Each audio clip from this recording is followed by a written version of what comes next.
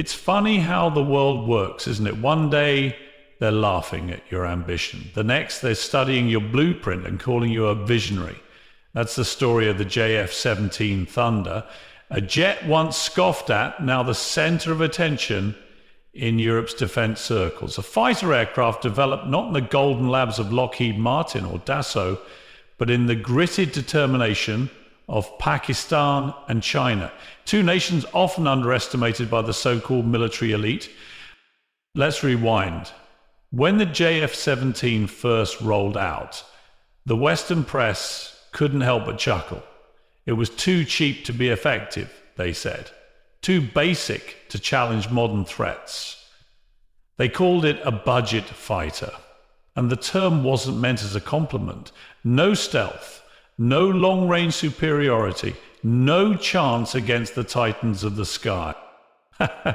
While they were busy mocking, Pakistan was busy building. The Thunder evolved not in noise but in capability. Block A-Re brought a new beast to the skies: AEC radar, fly-by-wire systems, advanced electronic warfare suites, and the ability to launch beyond visual range missiles. Suddenly, this so-called budget jet was flying like something far beyond its price tag and dealing with its own rising defense costs, aging fleets, and strategic vulnerabilities started taking notice. Why? Because this isn't just about firepower.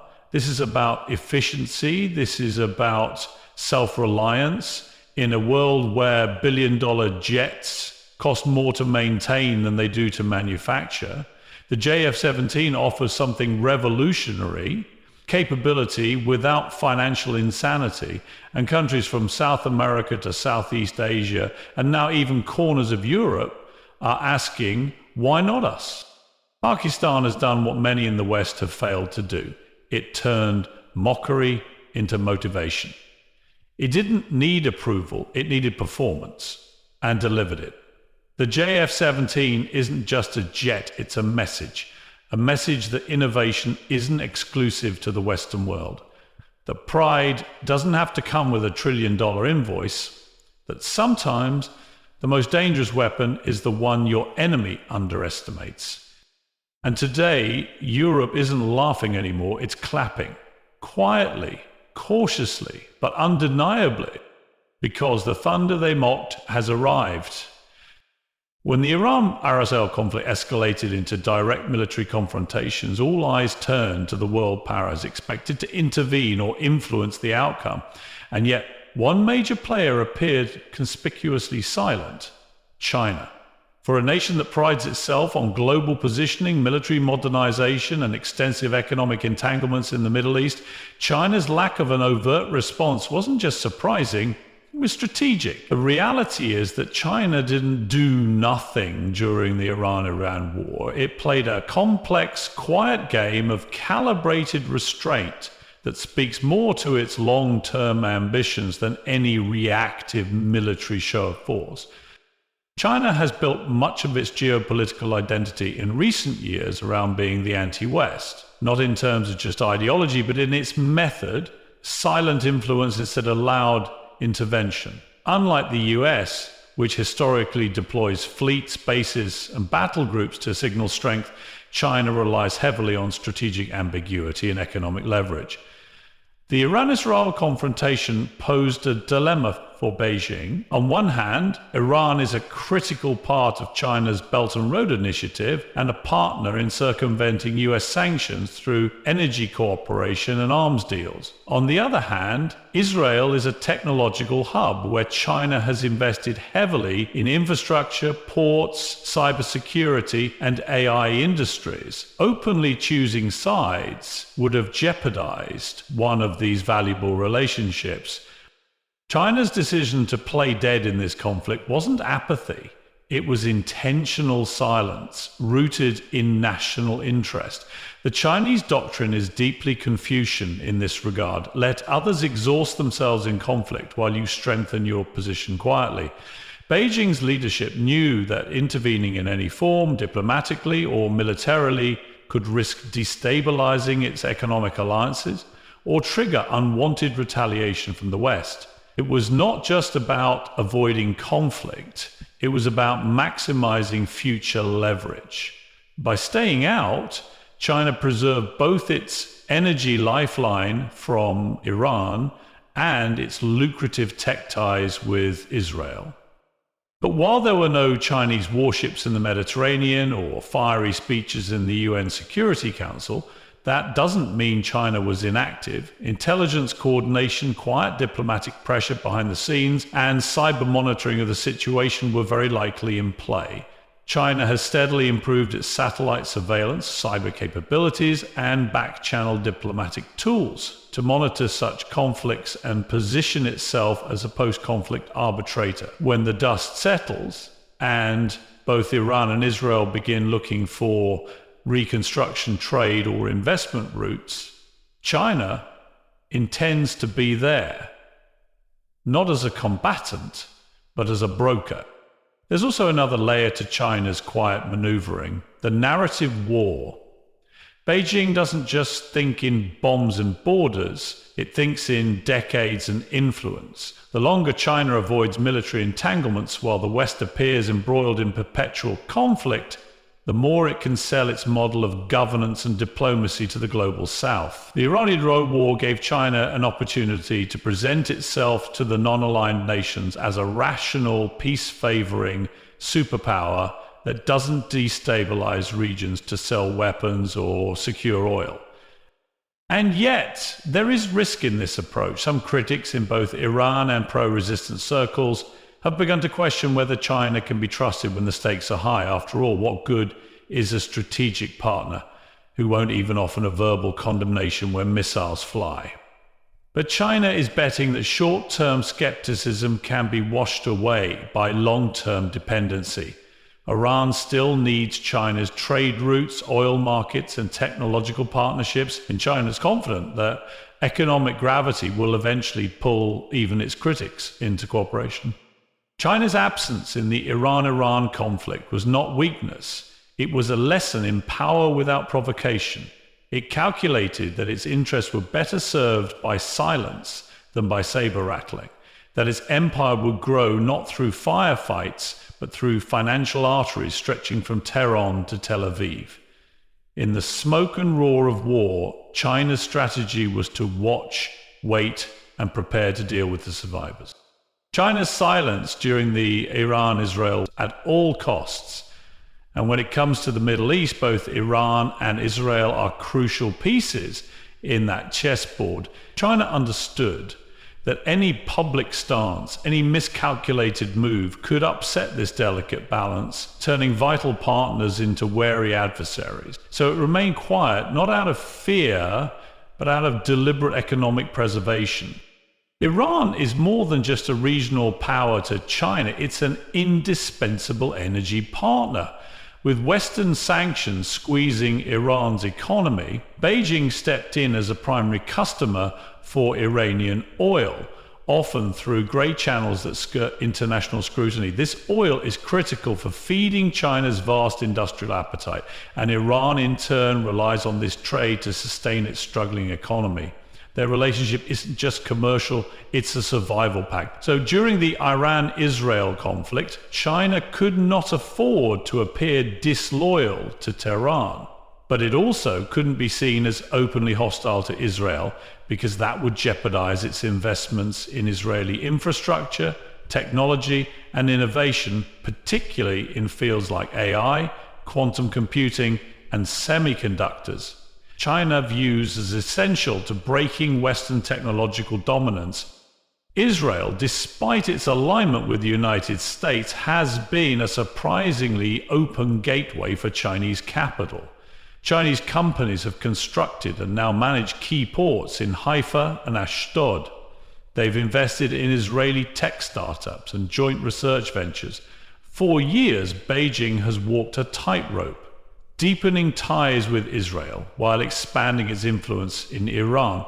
When war broke out, that rope began to fray. China's decision not to condemn either side or offer mediation wasn't passivity, it was an attempt to avoid triggering a backlash that could unravel years of economic groundwork.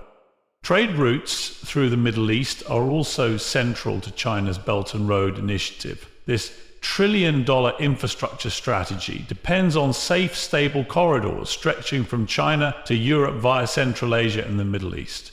A regional war, especially one involving Iran, threatens these arteries. Pipelines could be targeted, ports destabilized, and maritime traffic interrupted, especially through the Strait of Hormuz, where nearly 20% of the world's oil passes. But China, maintaining a stable Middle East, isn't about ideology. It's about ensuring that container ships keep sailing, oil keeps flowing, and Chinese goods keep arriving in foreign markets on time. China's silence was also about controlling inflation and domestic perception. A disruption in oil supply due to an expanded war would mean higher global energy prices.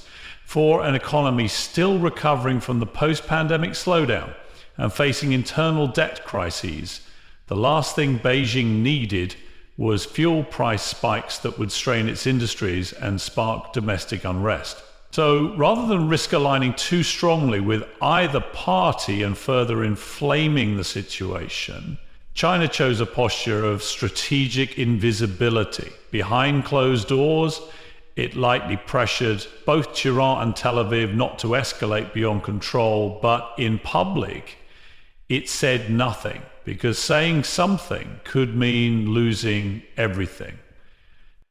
Moreover, China's heavy involvement with Middle Eastern infrastructure, from highways in Iran to desalination projects in Israel, means its money is everywhere. Any sign of partisanship could risk nationalizations, cancel contracts, or diplomatic backlash.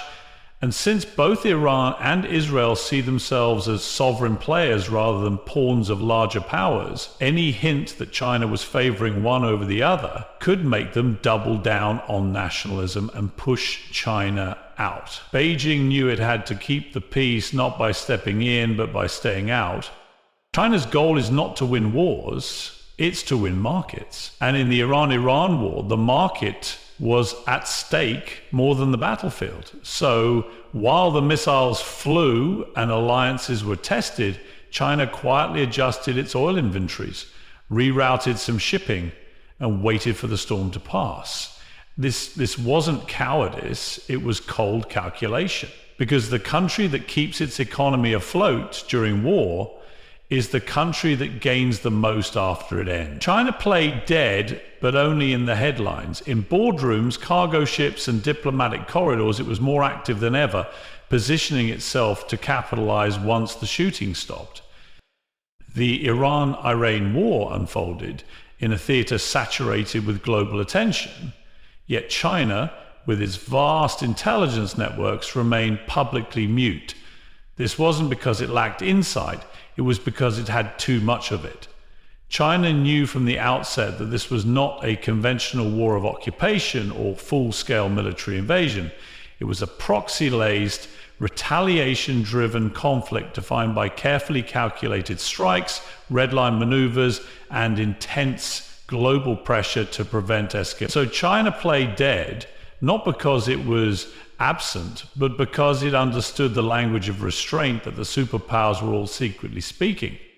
This wasn't Beijing's first encounter with proxy wars or high-stakes standoffs. It recognized immediately that both Iran and Israel, despite the noise, were not seeking annihilation of the other, but instead signaling strength to their domestic and international audiences. Iran launched missiles not to start a prolonged war, but to save face after Israeli attacks. Israel responded with force, not to obliterate Iran, but to demonstrate deterrence. The choreography was violent, but it was still choreography. China had seen this dance before. It wasn't fooled by the flurry of explosions or the televised fury. It saw beyond the headlines, reading the subtle restraint baked into each side's decision-making. So it chose not to react to what it knew wasn't meant to spiral. Even more telling was China's access to military satellite surveillance and digital interception capabilities. Through its own spy satellites, cyber intelligence systems, and coordination with regional allies like Russia, China could monitor the operational scale of the conflict in real time. It could see that Iran wasn't mobilizing its full Revolutionary Guard ground forces or repositioning large-scale missile batteries in ways that would signal a real invasion or broader regional campaign. Israel, too, wasn't calling up hundreds of thousands of reservists or striking key Iranian infrastructure in a way that would invite existential retaliation. For China, this was proof that the war was being managed within boundaries, dangerous boundaries, but boundaries nonetheless. And that insight came with a crucial understanding that the United States and Russia were both in the background working hard to contain the fallout. China watched closely as Washington cautioned Israel against escalation, while Moscow quietly urged Tehran to keep its missiles grounded after a limited counterstrike. These weren't official alliances at play, they were mutual recognitions of catastrophic risk.